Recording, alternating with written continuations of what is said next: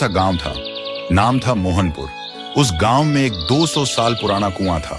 लोग कहते थे हर रात उस कुएं से एक रोती हुई लड़की की आवाज सुनाई देती है।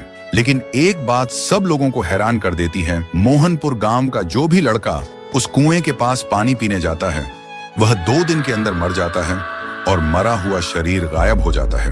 और एक दिन इसी गांव में एक शहर से अर्जुन नाम का लड़का आता है। अर्जुन वह छुट्टियों में अपने दादाजी से मिलने आए थे। एक दिन अर्जुन गांव के लोगों से सुना है कि वह कुआं बहुत डरावना है और कोई उसके पास नहीं जाता।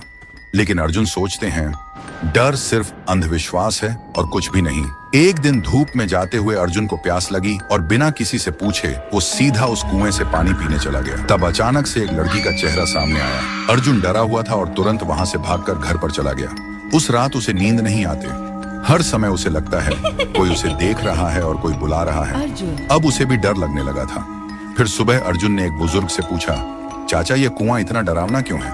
चाचा ने बोला, यह कुआं बहुत पुराना है। यहाँ से आधी रात में एक लड़की की रोते हुए आवाज निकलती है और वह लड़की हमेशा लड़कों को ही अपना शिकार बनाता है। आज तक इसका राज कोई समझ नहीं पाया।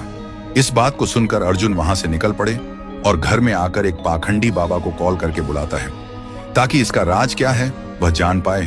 और आखिरी दिन पाखंडी बाबा आता है और गांव के सभी लोग इकट्ठा होता है। पाखंडी बाबा उस कुएं को देखकर कांपते हुए कहता है कि यह तो बहुत ही भयानक है। कुएं के अंदर जो भी है उसको पकड़ना मेरे बस के बाहर है।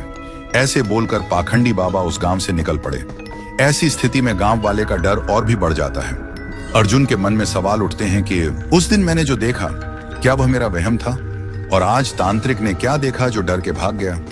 आखिरी दिन अर्जुन आधी रात में कुएं के पास एक पेड़ के पीछे छुप जाता है। अर्जुन देखा है कि कुएं के अंदर से एक अजीब सा रोने वाला लड़की का आवाज सुनाई देता है और तभी कुएं के अंदर से एक लड़की बाहर निकलती है।